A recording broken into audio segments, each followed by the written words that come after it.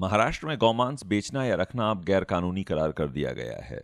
बहुत से लोग इस कानून को बीजेपी और शिवसेना सरकार की नई साजिश बताएंगे, पर इसका स्वागत विपक्षी दलों ने भी किया है। वैसे संविधान के 48वें धारा में गौहत्या को रोकने और गौरक्षा का निर्देश भी दिया गया है, और ये धाराएं 1950 से हमारे साथ हैं। तो सवाल यह कानून या सरकार द्वारा यह कानून पारित करने का नहीं है। सवाल है कि जीवन के किन किन दायरों को हम कानून के हवाले करना चाहते हैं। समाज और कानून का रिश्ता जो है, उस पर जरा सोचने की जरूरत है। न्याय व्यवस्था की आवश्यकता क्यों है? क्या हम ऐसे समाज की कल्पना कर सकते हैं जहां कानून न हो? और अगर नहीं कर सकते तो यह पूछ तो अवश्य सकते हैं कि वो कौन सी बातें हैं जिनके लिए कानून का सहारा चाहिए। अगर यह सोच हम अपने परिवार से शुरू करें और समाज तक ले जाएं, तो नतीजा कुछ यूं निकल कर आएगा कि दो ऐसी बातें हैं जहां कानून और कायदा का सहारा लेना पड़ता है। एक, जब कुछ बनी हुई परंपरा से हम अलग कुछ करते हैं तो लोग कायदे की बात करने लगते हैं। और दूसरा, जब स्वार्थों का टकराव होता है तो लोग सही और गलत और अन्याय की बातें करते हैं।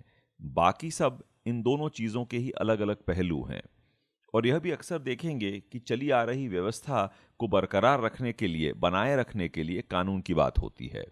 और मुख्य बात है व्यवस्था, कानून और भय का रिश्ता। कवि निराला ने तो कह दिया था कि भय ही व्यवस्था का जनक है।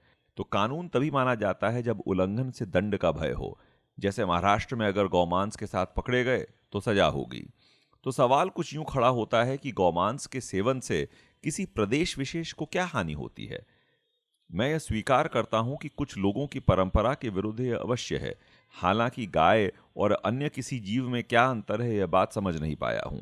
पर मान लिया कि कुछ लोग इसे गलत समझें, न खाएं भला।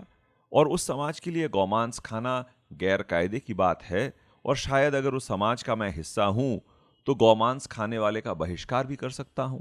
पर पूरे प्रदेश में यह कानून कैसा? आखिर हम क्या खाते हैं और क्या पहनते हैं, और वो भी अपने घर में? इससे देश और राष्ट्र का क्या लेना देना?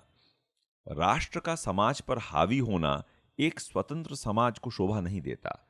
कानून केवल मात्र उन चीजों तक ही सीमित हो जहां स्वार्थ टकराएं या न्यूनतम व्यवस्था की आवश्यकता हो। स्वाधीनता और स्वतंत्रता का अर्थ गोरों की जगह भूरों द्वारा लेना तो नहीं हो सकता।